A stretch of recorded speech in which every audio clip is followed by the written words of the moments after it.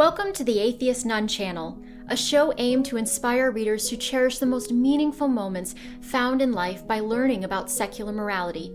Subscribe for more content on aspects of my business and writing life, as well as topics concerning ethics, mid-19th century living, etiquette, and much more. After reading some longevity books, such as Chip Walter's Immortality, Inc. and Chris Verberg's The Longevity Code, I ran across Bryan Johnson's YouTube channel and his Blueprint Protocol website. And being a person already with OCD tendencies, his complete and spelled out diet that slowed aging down sounded like the key to all my eating woes.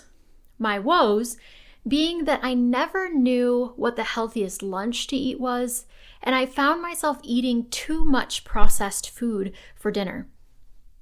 Breakfasts felt like the only thing that I had figured out since I had been eating plain Chobani Greek yogurt with fresh blueberries, kind cinnamon granola, chia seeds, and honey for years during the weekdays with little desire for change. My weekend breakfast always consisted of porridge, frozen wild blueberries, and some honey on top. Both meals were accompanied by a cup or two of black tea with milk and honey. For lunch, I had switched over the years from sandwiches to frozen meals to soups to avocado rice cakes to toast. With each iteration, I thought I was making healthier choices, but something always came up. Too much sodium, too little nutritional value, too much fat, and on and on. For dinner, before I remarried, it was pretty clean with the typical meat, carbs, and vegetable sides with a little dessert to finish off the meal. However, once I joined my new and lovely Midwestern family, who love their carbs and easy to prepare processed meals, I felt my healthier dinners taking more of a backseat. I gained a few pounds, though my taste buds were quite happy at the time. However, I wanted to make my more balanced dinners take center stage once again, with the treats saved for more special occasions. So I decided to commit to 30 days strictly following Bryan Johnson's diet. I will provide the link to his blueprint recipe guide below. Now, I was never planning to take any of his supplements because I was not sure if they were proven to work yet or what effect they would have on me without a doctor supervising. I was also not committed to fasting, though I normally stopped eating around 5 at night until after the gym the next day, which is a minimal form of fasting already. The grocery day was intense. My whole cart was full of what my husband called rabbit food, and the resulting price tag stung a bit too. For a month of groceries just for myself, I ended up spending $343.97 at Hy-Vee and $93.40 at Amazon for the cocoa flavanols, black lentils, Ceylon cinnamon, and nori. So I spent a total of $437.27 for all the initial ingredients, and those are Midwest prices. That's like buying a meal for $5 every day for a month, which doesn't seem so bad, but it is definitely more than I'm used to spending on myself a month. I will also say that Hy-Vee is not a health food store, so I could not find things like Japanese sweet potatoes, so I just opted for your regular sweet potato for all the meals that called for it. But I really did try to find exactly the same ingredients as were called for in the guide. And as a bit of an aside for anyone trying to do this protocol too, by the end of the month, I had about half a bottle left of a 1.5 liter bottle of Bertolli extra virgin olive oil. I also had by the end of the month about half a bottle left of a 1.4 liter bottle of Palm Wonderful pomegranate juice. And what I kept needing to buy more bags of over the month was frozen broccoli and cauliflower, so fair warning about that. I switched around his breakfast and lunch because I was used to having my sweeter meal of the day first. So it all began with nutty pudding. At about 8 in the morning, I am attaching pictures of all my meals to the video version of this if you would like to see how my creations turned out. I will say that the first week of doing this was overwhelming because there are so many individual ingredients in each meal. But Once you memorize the measurements and run to grab all the ingredients from around the kitchen to have next to you, then it doesn't take that much time. I probably cut my speed in half by the time the month was almost up.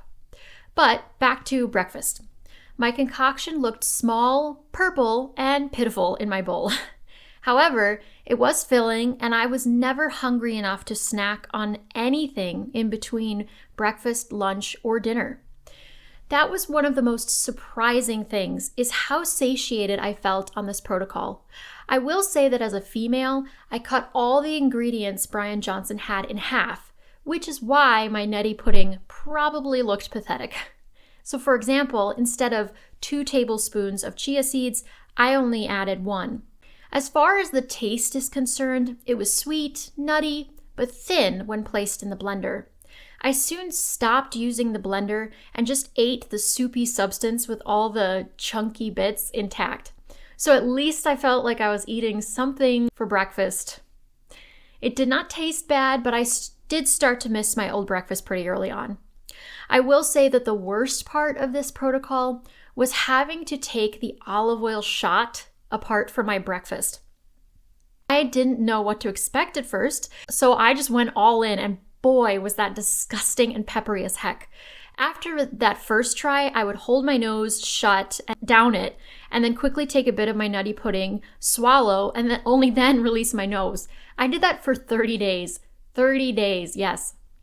Next, I had my lunch at around noon. It was the super veggie, which consists of mostly cauliflower, broccoli, and lentils with a few mushrooms and lots of spices. To avoid the same slop for breakfast, I skipped the blender with this meal. This was the next step up for my lunches health-wise, and I didn't mind eating it every day. It was tasty and filling, but I am glad I split this meal in half because any more and I wouldn't be able to finish it. And thankfully, the olive oil was nicely hidden among the veggies so that I didn't have to gag on it by itself. Finally, the recipe guide has a list of 10 other meal options to rotate through. So to fill up the month with each, I spent 3 days on the same meal. I will say that I didn't succeed in making the meals look like the pictures in the guide at all. Most of them became something like veggie bowls with everything mixed together anyway, and I enjoyed eating them that way. I ate each meal, usually by 5 each night, because I was always hungry again by then. For simplicity, I went in order of what the guide had, and I did also add half a chicken breast or sometimes other meat we had like pork or steak to each meal. I am not a vegetarian, and even Bryan Johnson says my diet is vegan by choice, not by necessity. Feel free to add meat to any dish. So I did. The first 3 nights were the Buddha bowl, which tasted good and had a surprising tanginess to it. Thankfully, the olive oil was tucked away in each of these meals too. The next nights were the roasted veggie lettuce wraps, which I could not manage to wrap successfully, but it tasted fairly good as well. I was a bit worried about those jalapenos, but if you cut out the seeds and the pith, then they are not too spicy. Next was the blood orange plus fennel salad, which, let me tell you, was the second most disgusting thing I swallowed while on this protocol. However, the second night, instead of eating it all raw, I roasted it in the oven and ate the pomegranate and orange pieces separately as a dessert after dinner, which made the whole meal a lot better, in my opinion.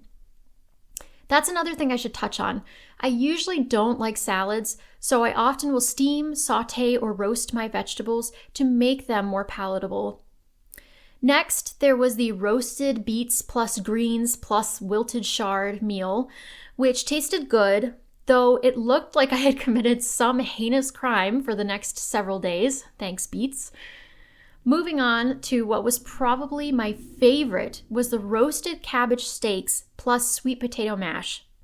I could not believe how tasty that cabbage was, but it must have been the combination of roasting and spices like the chipotle, paprika, and onion powder. The potatoes, on the other hand, seemed to be lacking the depth they needed, like real butter and milk. And then I had the sweet potato plus mushroom toast, which surprisingly, I was not getting tired of sweet potatoes by this point, perhaps because that was one of the few carb items I could eat. That tasted all right, though the mushrooms and nori really made it taste like salty fish, which I am not a huge fan of. Then there was the chickpea curry over greens, which just became a cooked veggie bowl for me, but you can't go wrong with curry or chickpeas. There was the beet poke, which I again cooked down to be less like rabbit food, and it tasted pretty good, even though I'm not a huge beet fan. Then I had the collard green wraps plus red pepper dip, which I knew by this time that my wrapping skills were non-existent, and I refused to eat any more raw veggies, so that turned into another veggie bowl, which was again fine. Finally, I ended the experiment with the roasted bok choy plus Japanese sweet potato meal, which was probably my second favorite meal. It was very savory and flavorful. Phew! So those were all the meals I tried for a month. I even bought groceries to try for a second month. However, by that second week, I started feeling the horrible nausea of morning sickness. Yep, I found out at 6 weeks that I was pregnant. I'd like to think that this protocol made the baby stick around this time, but I did conceive just before starting this challenge. So my husband scoffs at the idea and would like to start eating with me again. Thankfully, I just started my second trimester and all is going well, but I could not make this video until now because everything I had just eaten made me want to throw up at just the thought of it. Saying olive oil, still makes my skin crawl. And this is where I must say something about Bryan Johnson and to my audience. Bryan Johnson is at a point of his life where I would say he is settled enough to focus on his health. And he is also not a woman. Yes, he has a video where he has a woman try his diet, but she is already young, fit, healthy, and not pregnant. She also said that she would not continue the diet as strictly in her life after the experiment was over. I must say that there are times in life, namely early on, where school, growing your career, and your family will put you in survival mode. There will be sleepless nights. There will be stress. There will be times when your own body is seemingly possessed by a demon, aka your baby, and you will throw up and turn your nose up at the very things that are good for you. I have now been intuitively eating, just listening to my own body and what it wants. Have I been craving Annie's shells and white cheddar mac and cheese and sweet, cold, juicy watermelon for the past few weeks? Heck yes. Am I avoiding those needs? No. Now, I will say that if I was craving ice cream, then I would try to substitute mashed frozen bananas or frozen grapes or other cold fruits instead. Or if I'm craving chocolate, then I'll go for the 70% dark chocolate and not milk chocolate bars. If you can swap for healthier things, then you are doing enough. I think especially for women, our hormones dictate much of when, where, and how we want to eat. Maybe when my life slows down or settles enough, say 50 or after menopause, then maybe I can get back to that longevity-driven diet. But for now, I have to give myself the grace to just get by while I am growing this new life inside of me. Please don't think that this is the one and only diet out there to live longer. I have some great cookbooks that use similar ingredients but have more options in case kale or sweet potatoes are wearing you out, like Rebecca Katz and Matt Edelson's The Healthy Mind Cookbook. Overall, this was a doable protocol for 30 days, and even though I love order and making my food prep mindlessly, I can't envision myself now pregnant and then with a child eating this way. I need to feed my family, and sometimes survival mode will happen, and I think we all should be okay with that. Besides, doctors are working on longevity solutions that don't solely depend on our diets, like anti-aging pills. Just do the best you can where you are in life right now. And hopefully, you'll reach the longevity escape velocity happy, healthy, and still sane. Thanks for joining me this month on the Atheist Nun channel. If you found value in this show, please like it, subscribe to my channel, and consider supporting me on AmericanWordsmith.com, where you can buy my novels, The Paper Pusher, The Dormant Age, A Man of Silence, and A Man of Action. Be sure to tune in next month for a new episode. Take care.